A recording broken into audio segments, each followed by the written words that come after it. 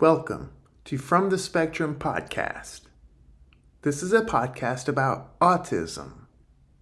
It is my goal to explain what is autism. I plan to use a mixture of scientific literature, personal experience, and opinion. With opinion, I will explain why I feel the way I do and give examples. I will provide links to various references for each episode. For each episode, we will discuss various aspects of autism. The From the Spectrum podcast will mostly avoid causes of autism, and I will try avoiding the increase of diagnoses of late. This is like playing tug of war with barbed wire, and I don't think I want to travel down that path.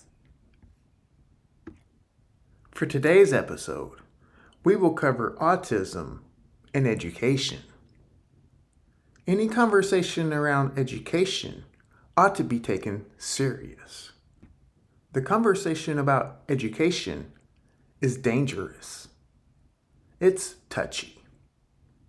Autism and education adds to the heated discussion.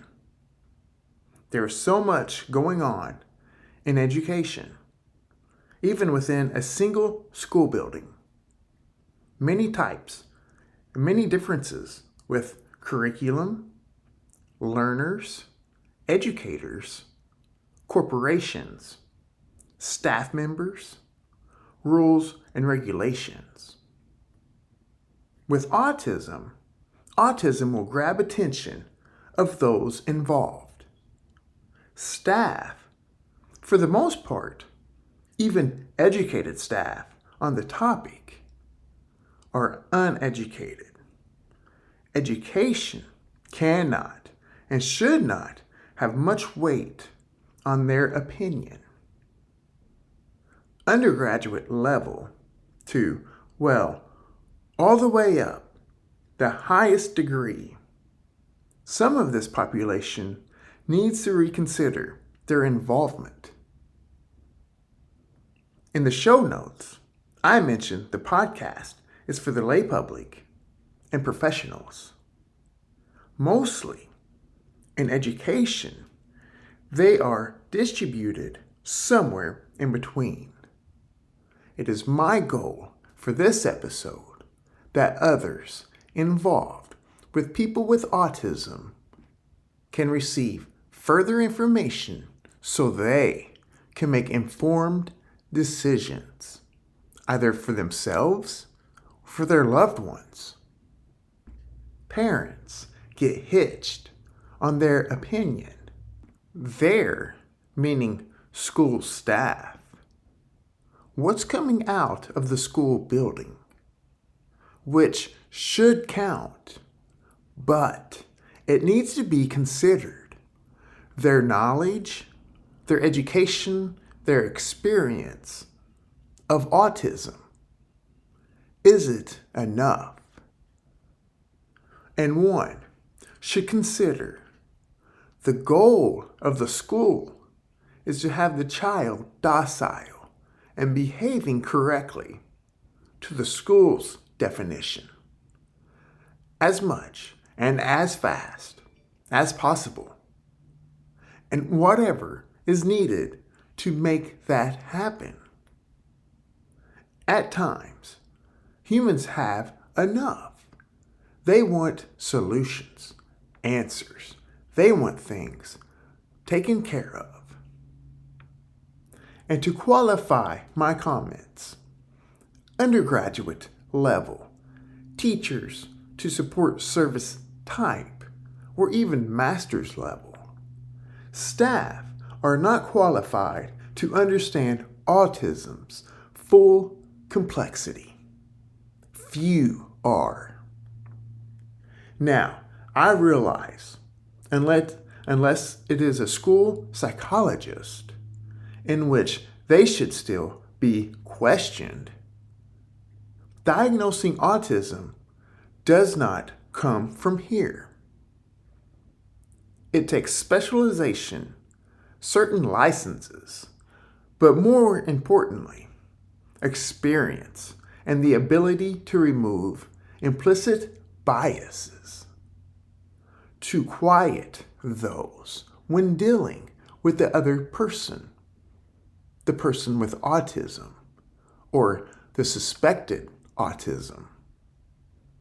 However, it only shows the vast and deeply rooted biases these adults will have. Remember, humans love to take control, feel like they are helping, and humans love to have their beliefs confirmed. Already, if you are in education, you probably have underlying wants or desires to help. Feel like you are providing something to the children or students and the parents. Further, you are in the school building handling these situations for long hours, and enough could be enough. It feels good. It provides a sense of purpose and confirmation of competence, a relief in the job and the daily duties. This opens up negative beliefs and worries for parents and guardians, and it is a good path, a reliable path for treatments, for information to be misplaced or incorrect. And it provides a path for something common in our society. An appointment with PCP and one or more prescriptions. And that is hard to reverse.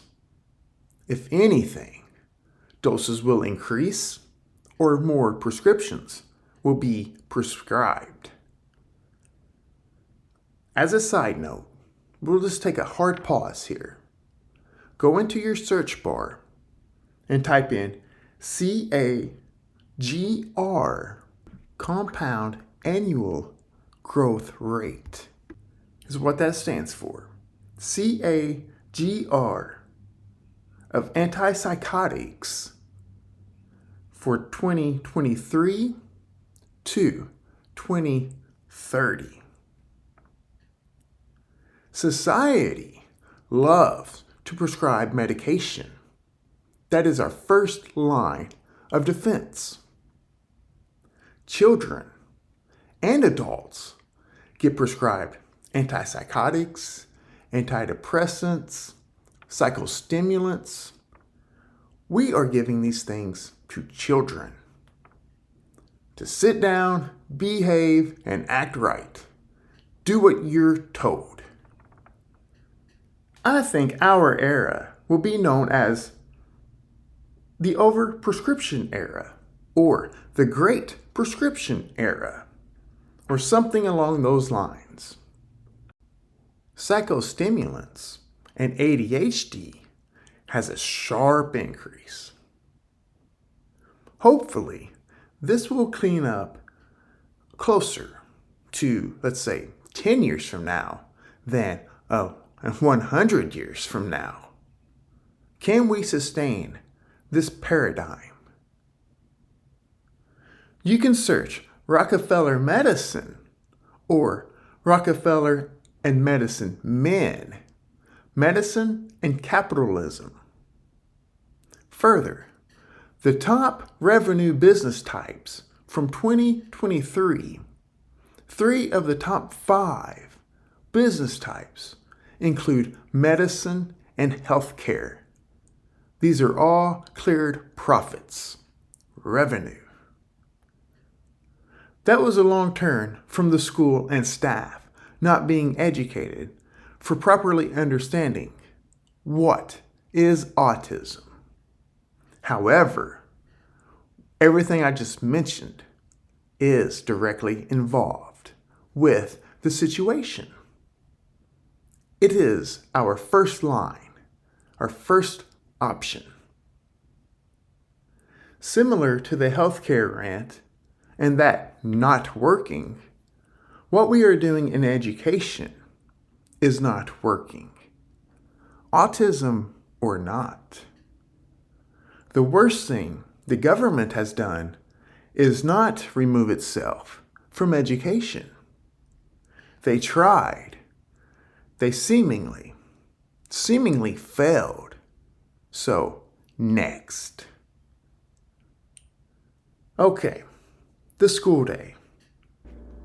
Already, the structure of the school day conflicts with autism. The entire structure is completely opposite of autistic phenotypes.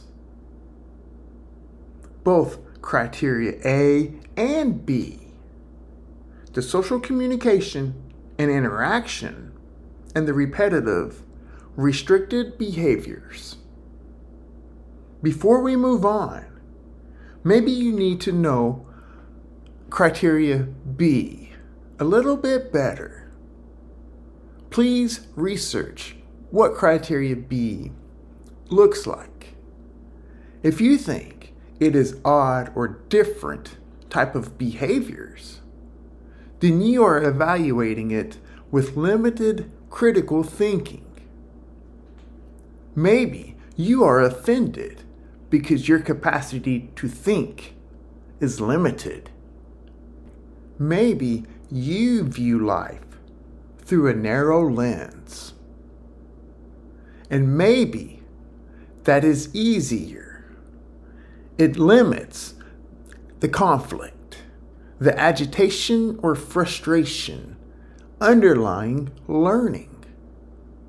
All types of learning, all forms of learning. When learning happens, there are underlying thoughts and feelings associated with agitation and frustration. And maybe you like to dismiss that consciously or unconsciously to return to a comfortable state.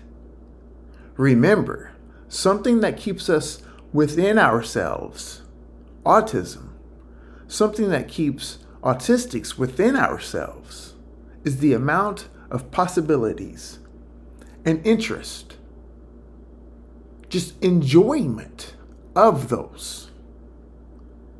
Remember, are you even interesting? If no, in comparison to our fixated interest, if no, we are content with the incredible amount of thinking capacity we possess. Autism gives us the ability to be comfortable within ourselves, and this accelerates our abilities, our superpowers. Again, you can sum it up by, are you like the so-called normal people or not? So, back to the school. The classroom typically involves 20 or so, sometimes more, sometimes less. But nowadays, people are not going into education, and people are leaving education. Finding teachers, special needs teachers especially, or just general education teachers, is hard. So, 20 or so students, to make it easy.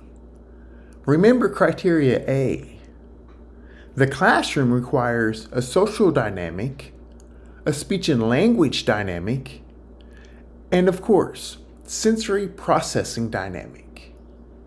3 strikes. 3 strikes against autism. And that is just criteria A. Next, the school day typically studies a single subject for 40 to 50 minutes or so, depending on the age, but typically 40 to 50 minutes, and then switches.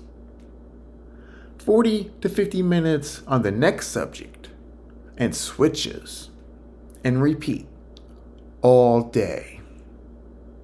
Criteria B, that's it. B3. Episode over. This is all you need to know about autism and education. Those are complete contrast to autism phenotypes. It does not work for us. The teacher, and this is not a shot at them, the teacher is seemingly best prepared, best suited to teach the masses, the general abilities of the students. Now, education has seemingly made strides to accommodate. I guess we can say things like 504s and IEPs, smaller class sizes, and scheduling breaks and so forth. A major consideration is each person involved has their own opinion, has their own expectation of how it should go, what the child needs or should do, or how the child should be treated or act, and so on.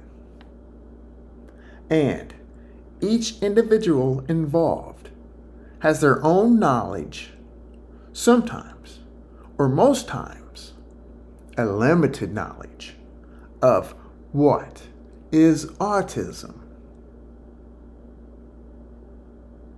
Higher education or any type of degree does not have a single autism specialty. You can't get a degree in autism. And even if you could, there's a saying about meeting a child with autism, or an adult with autism for that matter. If you've met one child with autism, you've met one child with autism. So, to break that down, because I'm not sure if you interpret that, each person with autism, each autistic, has their own form, has their own problems and superpowers associated with this phenomena. It's so unique. Okay, elementary school. In elementary, I had trouble reading and keeping up. It was the 80s, and I remember being put in a small group, 3 or 4 of us, with a teacher's aide. We would read short passages, short assignments of some sort, and come back together as a group to talk about it. The comprehension part. I remember sometimes the group was tasked to read it twice before discussing it. I always finished last. I learned to not read it, to pretend, and I would look around and say I was finished after the group finished. Mrs. Blasey was the name of the teacher's aide. I remember one day on the playground, she taught us to say thank you and not thanks. Thanks doesn't have the same meaning. I remember she was handing out chocolate kisses. Back then, you could do this. And making the students say, thank you. Anyway, when reading in small groups, it was very stressful. For 2 reasons. I want to discuss 2 reasons on this. 1, reading creates our visual thinking, the movies being created in our heads. This adds time and a step. This creates delays. The visual thinking is captivating and required. This is common with autism. Remember Temple Grandin, thinking in pictures. read chapters 2 and 3. In addition, Temple Grandin has a newer book out called Autism and Education, in which she discusses the reading to visual thinking, the visualization of what the context is, the content is, and how that delays and slows us down. Second thing is, do you even know when reading, we activate our speech and language? Speech and language process is implicated in common problem with autism. I was in speech and language whenever I was a child. However, when reading, our speech and language silently speaks to our brain. We speak to ourselves silently to teach the brain. If you know about criteria A, and if you combine these two other factors, reading and comprehension is difficult compared to others. Now, I just want to take a slight turn here and mention. Now, imagine reading out loud. Imagine the difficulties now. That is extra steps. That is choppy and broken languages. That is reading the words, the text on the page, visualizing it, processing it through visualization, and then recruiting the speech and language to form, verbally speak what is being read, then seen out loud. I am 43, and just last semester, I butchered this. It was awkward, but I don't care. But it was strange for this to happen the first time in this cohort. Anyways, out of those two factors, both are driving forces against my abilities. I don't read much because I can't keep up with it. It just takes me so long. However, I have other special techniques. I won't go into them in detail. We kind of touch on them from time to time, or mostly every episode, probably. But mostly it involves the visual thinking and some patterns and anticipation. In 4th grade, I am thinking it was the 4th grade. It was not the 3rd grade, because it wasn't Mrs. Miller or her classroom. And remember, that was my Vietnam War novel year. I am still in contact with Mrs. Miller. Anyway, the 4th grade, the class was sitting in a circle, and each student around the circle got the next letter of the alphabet. The student's task was easy. Name 5 nouns for that letter. As we moved around the circle, early on, I counted. I tracked which letter I would get. I wanted and I needed to rehearse it. Amazingly, I was going to get S, same as my last name. In addition, the letters were across the top of the chalkboard. If you don't know what that is, a chalkboard, then search it. This was simple. Each letter had 3 pictures of the nouns for each letter. Each letter had 3 random pictures of nouns. S had sailboat, sailor, and school. I remember the picture, and the alphabet hung across the top of the chalkboard. I had 4 of the 5 nouns already, and I began rehearsing, speaking them to the class. Finally, it was my turn, and I said nothing. I just sat there. The teacher and students were shocked and gave me something like, "Oh, you know it."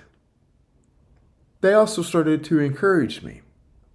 Like, "Come on, you can get it." This caused me to act like I didn't know the 5. I acted like I was thinking.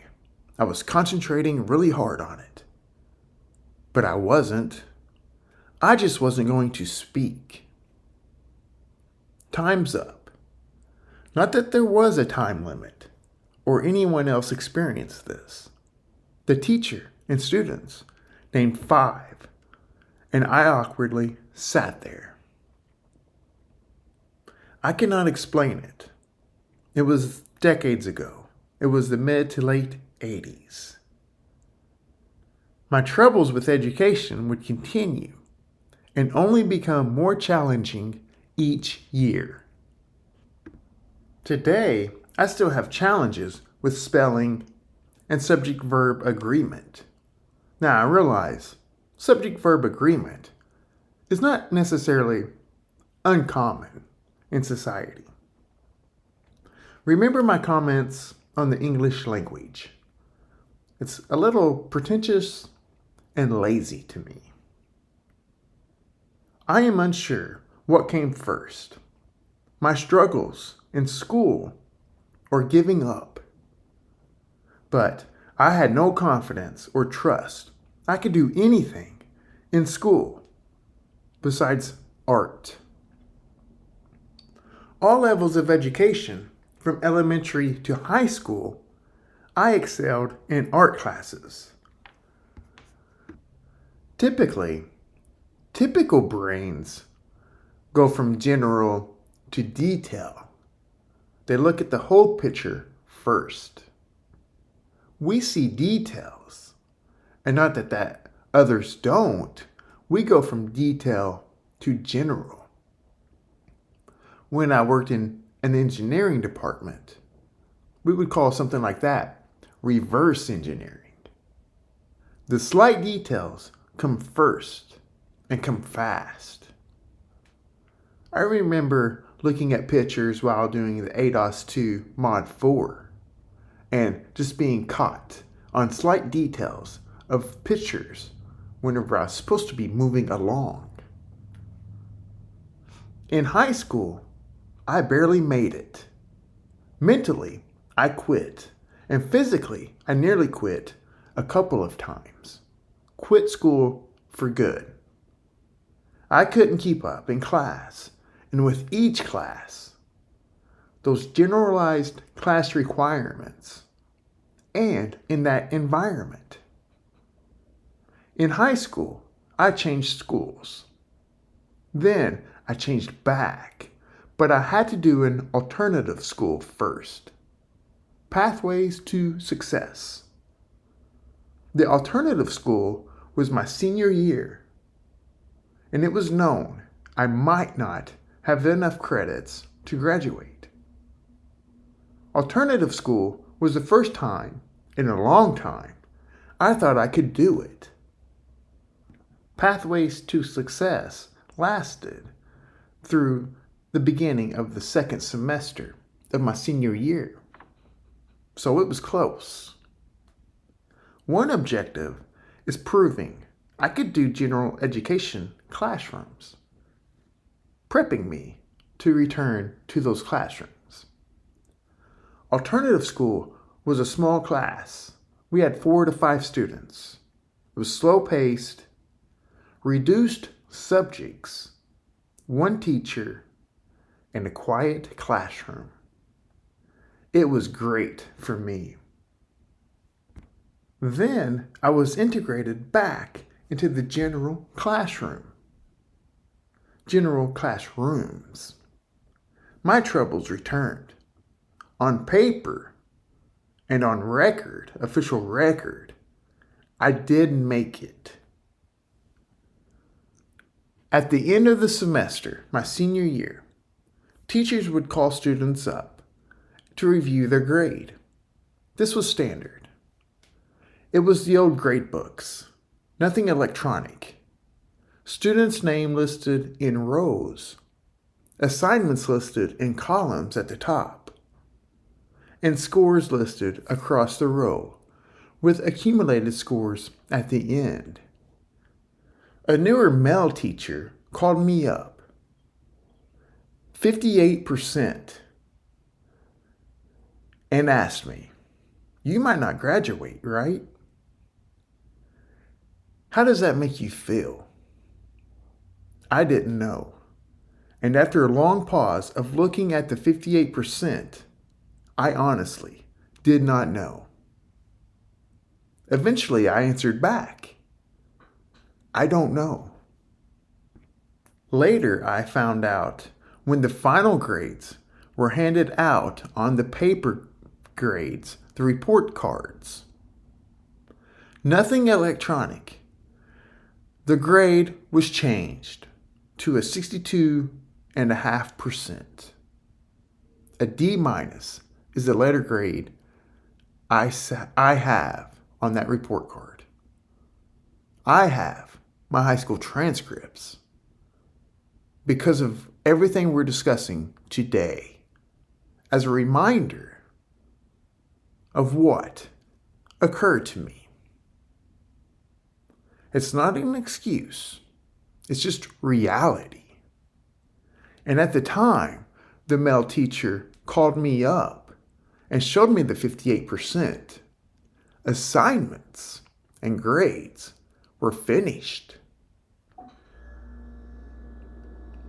And that year, earlier in the year, it was mid-second semester. I took it late. I took the SAT.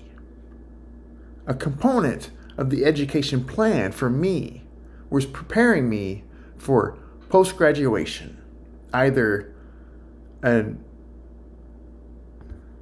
unbelievable path to applying to colleges or different employment options. So they had me take the SAT.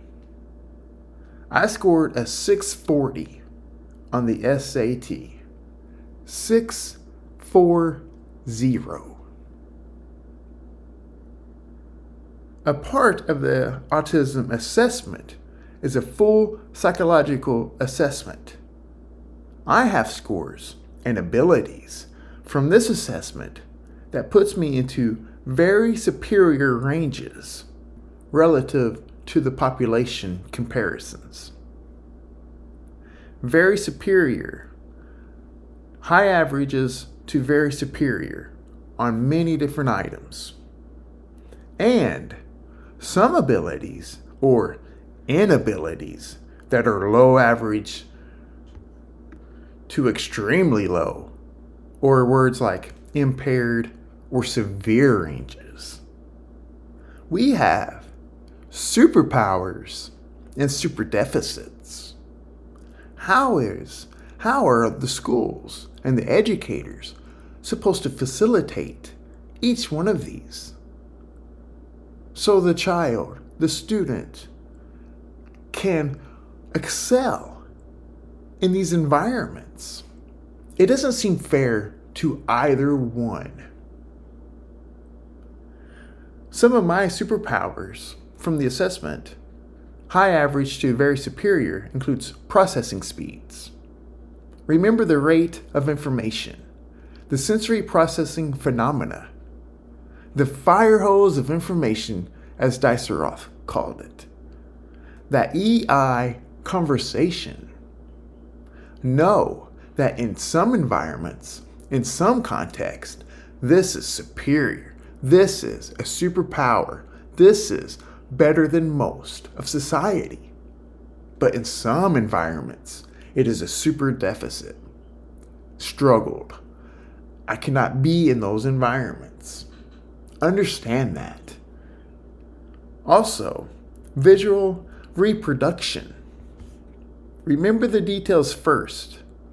A test called trail making, I received high average to superior in processes like scanning, sequencing, and switching speeds.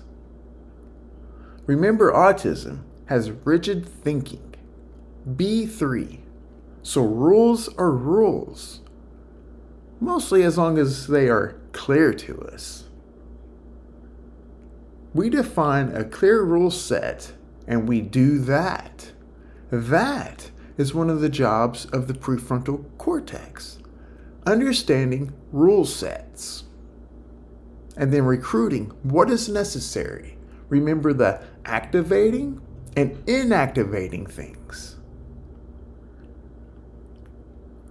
Also, organization and planning on the Cepheid test was very high, superior. I forget the language used for that test.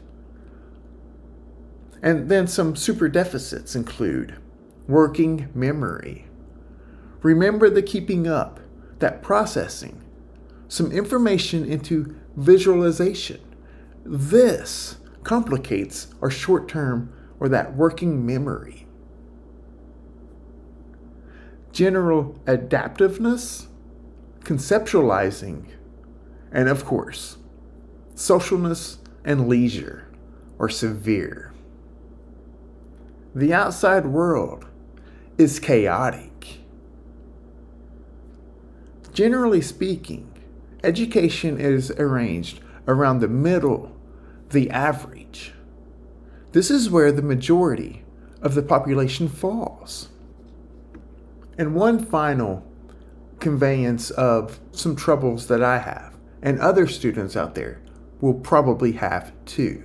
And you can make sense of this with the biological factors and the processing complications we've discussed today. Taking notes in the classroom. I cannot take notes. Remember the challenges with spelling and visualizing the content. And my penmanship is awful, which hurts this. Spelling and the penmanship are kind of indirect forces here. But keeping up with listening and just understanding the information being conveyed and writing them down, I cannot keep up with that. I cannot do it. However, some of those other superpowers that we have discussed supplements that. So I don't need to do the note-taking like the typical students do. I've mentioned that I started a higher education, a grad school program recently. And before I started, I made a goal of keeping notes. That way I can keep up with the class, and because I anticipated some troubles with this. So I made a goal. I really deliberately worked at trying to keep notes. Well, that did not last, and I did not fight it because I wasn't going to change it. I just stopped taking the notes. Now in stats class, I could write down some formulas that were important, but anything else, I could not. Now, I just typically watch people take notes and learn that how amazing it is. I'm constantly amazed by watching them take notes. However, with those other superpowers, I have not failed, or it has not hurt me one bit. So I am thankful for that. I am thankful for our superpowers, our sensory processing and visual thinking. It is a strong use. As we wrap up today, I hope you learned something about what it's like for someone with autism navigating the education system. Regardless of a young child to all the way up to an adult in grad school. Problems are across the board.